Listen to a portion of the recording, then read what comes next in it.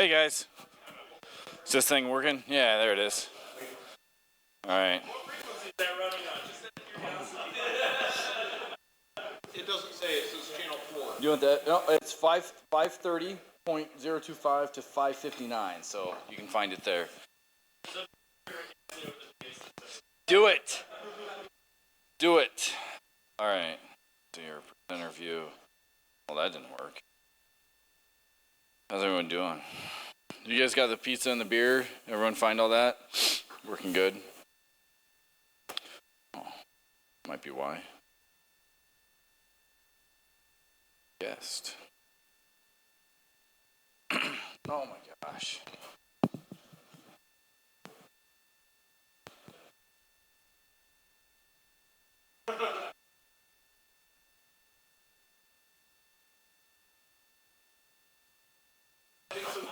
All right, what am I doing here? Oh, that's on the wrong window. How about that? Oh, now everyone can see what I see. What is over there? How did that get over there?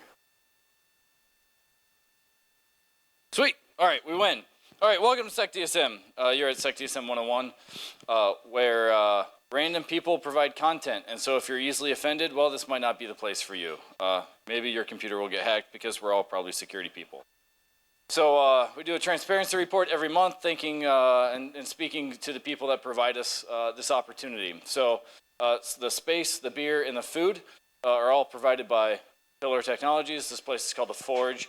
If you haven't grabbed food, hopefully there's some over there. And if you haven't grabbed beer or other drinks of your choice, there's stuff in the fridge. There's restrooms down that way on your left as you walk that way. And then Optiv is our sponsor tonight, so they've got a little stuff set up over there with swag. Be sure to stop by and thank them. Without our sponsors' help, this stuff wouldn't happen, so be sure to give them thanks. Oh, that's bright. So we're also very honored to do a financial transparency report every month. So, you know, this is kind of in honor of our complete transparency and what we're giving to the community. So it looks like we have in our checking account balance $2,682.02. That's a mixture of donations as well as meeting sponsors and swag sales. So that's where we're at. We've got some needs coming up. So I'm kind of taking a step back from the streaming video stuff and all of our AV recording. And that stuff costs money, like real money to have good equipment. So if you guys want to continue to support that, you can do so. SecDSM, if this is your first time, how many first timers do we have? Raise your hand, don't be shy. Don't be shy, all right, that's cool. Hey, first time here, everyone gets a free sticker for your first time here. So go over where the t-shirts are, where Steve and Bob are, who are my friendly mannequins, and grab a sticker for yourself if it's your first time here. Oh yeah, so third Thursday. We're the third Thursday every month here until I tell you otherwise, or someone else tells you otherwise. Buy a shirt. We've got great shirts, these awesome polos, which by the way, I don't really care for like collars around my neck, but this polo is phenomenal. I love this polo. They're good. The shirts were donated to us as well. So 100% of those sales go like straight into our bank account to efforts that we can do things. That's a good question. 20 for a shirt? Yeah. Did everyone hear him? Sweet. It's not much. I think that's what he said. What do we got here? Oh, so the SecDSM CTF team. So we participated in DakotaCon as well as Pico CTF. So we ended up getting third place in DakotaCon. I think we had 3 or 4 participants in DakotaCon, 3. So that's pretty awesome. Unfortunately, we lost to SecKC, which is a grave disappointment. But it's okay. We still did third. Yeah. 600 points due to a loss of us not being on site. So next year, you know, we'll have to add DakotaCon to our conference track. So Pico CTF, we placed 405th out of 12,779, so pretty damn good. I think we got right around 2,200 points out of 6,000 points. So I don't know, I didn't pay too much attention. I didn't participate in either of those. So upcoming CTFs that we have, Plaid CTF, which is the same people that do Pico CTF. So for those that don't know, Pico CTF and Plaid CTF are put on by the Plaid Parliament Pwners. Is that right? Plaid Parliament Pwners? Parliament of Plaid Pwners? I don't know. PPP. These are the guys that win DEF CON CTF like for the last 3 years. So if you want some good CTF competition, go play one of their contests. So Plaid CTF's coming up. After that, we've got Circle City Con. There's a whole crew of us going out to Circle City Con from the sounds of it. I think at least 5 or 6. So if you're going interested in going out to Indianapolis, please meet up with us. There's a Slack channel. Talk about going out there, figure out rides, carpool, share rooms, make it cheap. And then, I'll do events. I got events coming up in one of these slides. Then Google CTF, and then so we're organizing as well. So on Saturdays, B-Sides Iowa, we're doing the B-Sides Iowa CTF, which should be fun. We're throwing everything together in the last minute. It's going to be awesome. And then in October, we're also doing this CTF for Secure Iowa. This is going to be a 2-day CTF, so this is going to be awesome. Hard challenges. Movies. So we did a movie get-together last month, and we saw, I'm blanking out, man. James, what did we see?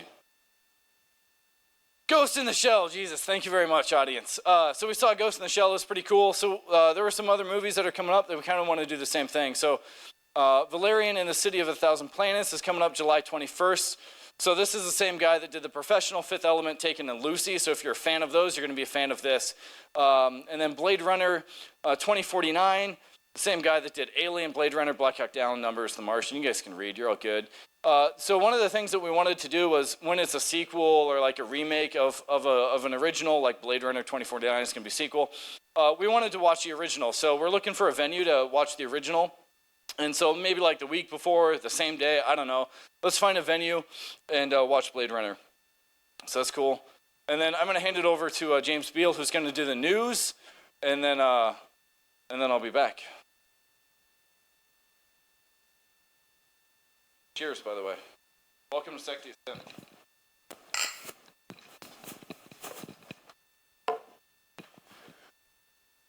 I'm James. I was going to cover the news, as you can see here. I thought this was a great image. This is a old Russian newspaper joke as well about Khrushchev, but if it's hard to read in the back or you can't see it, the reason I actually included the image was not that either one of those two looks qualified to be president of the United States, but that they had to point out that the president was the one on the left. Wall of obnoxious text. Okay, this story is about the homograph phishing attack that just came out. It's impossible to detect.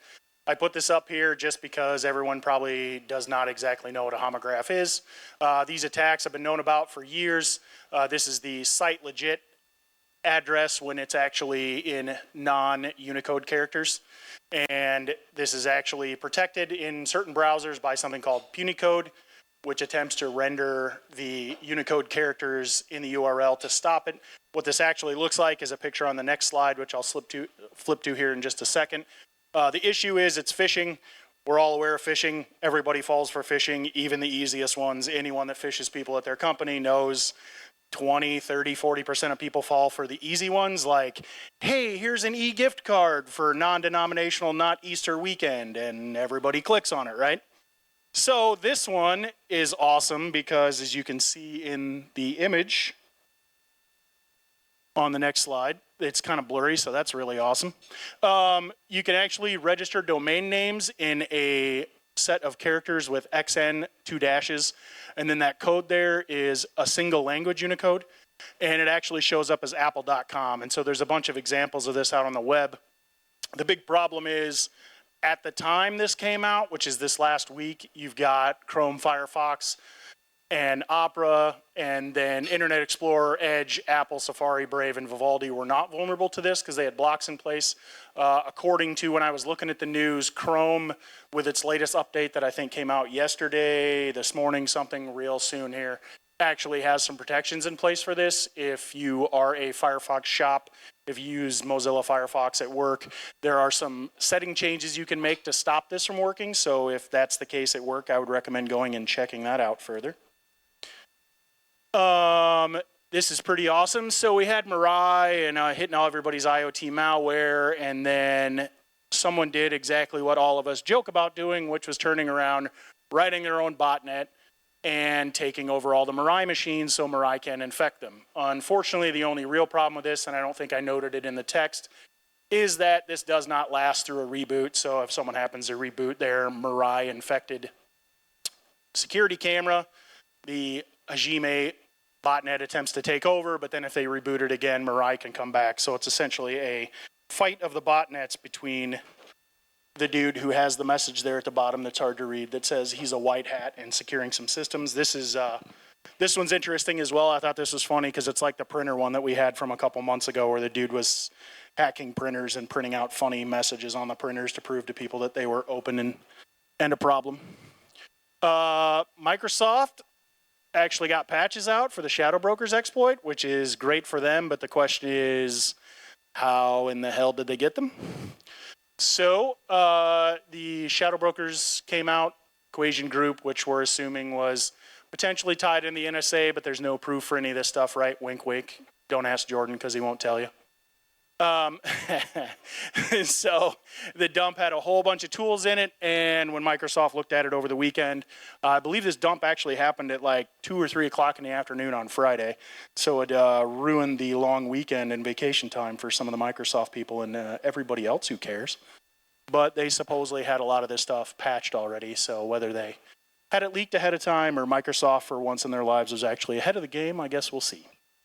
This one was awesome. Actually happened in 2015. I don't know if anybody heard about this one, but at the Marion Correctional Institution, 5 inmates who were part of a work program to help reclaim old technology, aka businesses would send them old computers, they would break them apart for materials, reassembled 2 computers, took them into a training room closet, and plugged them in and used them to crack network passwords, scan the network, get active accounts. They pulled personal information from other inmates, applied for credit cards and inmates and guard names, issued free passes for other inmates. I'm assuming were for sale for, a box of cigarettes.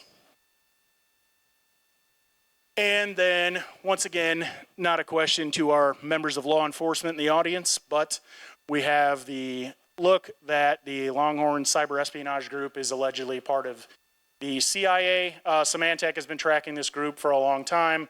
They've been watching this activity since 2014 with the newest bit of junk that came out with the Vault 7 WikiLeaks dump. They've attempted to narrow this down, and a lot of the tools are extremely similar, but of course, there's no official final proof. And this is the learning graph of the week. If anyone doesn't watch the Risky Business podcast, this is out there from Patrick Gray, who wrote it.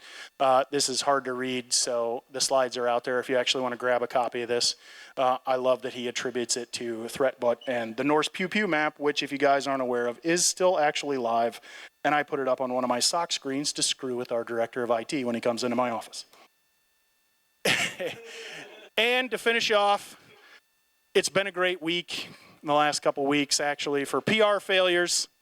The follow-up to this United Airlines piece was that a scorpion fell out of an overhead bin and stung someone like 3 days later, but it wasn't actually cops beating someone's ass. So, you got to take the good with the bad. Choose your airlines. That's it for me. So that's the end of the news. We always like to do the jobs. If anyone's looking for a position or anyone has open positions, we like to open up the floor to anyone. Is anyone interested in coming up to speak, offering themselves up to the wonderful crowd for abuse? Just kidding. Or has a position open at their company and wants to talk about it when you've got a room of, 35 or 40 of us that may or may not be looking for new jobs? Anyone? Mr. Schmidt? Microphone is yours. Give it over to Brandon when you're done, unless anyone else wants to go. We're hiring 2 positions, well, actually 3. One's a site reliability engineer, very much focused on the platform. I work at Dewala, up in Amazon, automation, things like that. Sysadmin, which is mostly focused inside on the internal parts of the environment, endpoints, monitoring, that kind of stuff. That's a little less InfoSec focused, but still on my team. And then also a part-time support specialist for break fix, stuff like that. So find me afterwards, we can talk about it. Thanks. Any other jobs? Yeah, here we go. I don't know what's going on, but I've had like 3 or 4 recruiters and a bunch of people talk to me about some Python AWS stuff. So if you want me to forward any of that, I can forward it to you. We do have a jobs channel in our Slack. If you haven't signed up for Slack, go sign up for a Slack. It's scroll all the way down on our website. You'll find it down there. So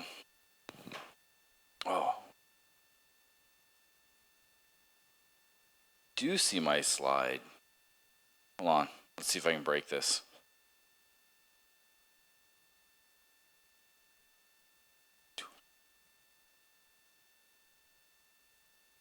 Upcoming events. I found my slide, Ben. You didn't mess it up.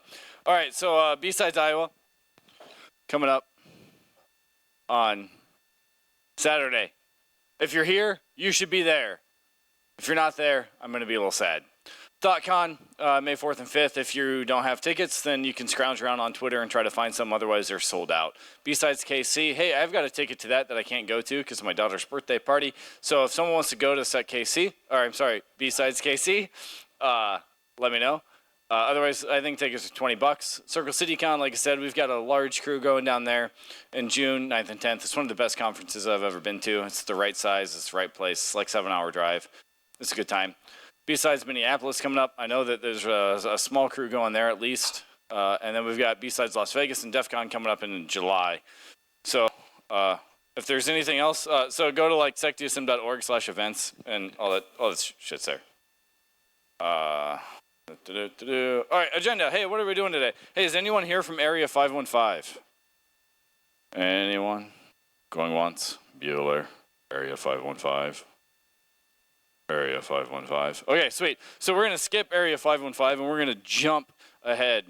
Suddenly it's 6:45 and Stacy Monroe and Andrew Ridings are going to present right after a short break and about Principal CTF. And then we've got Special Agent Jordan Lloyd talking about current cyber threats. And so Jordan has requested very specifically that there's no recordings, no photos, and no live streams during his talk. So if I see you take out your camera and take a picture of Jordan, I'm going to smack it out of your hand.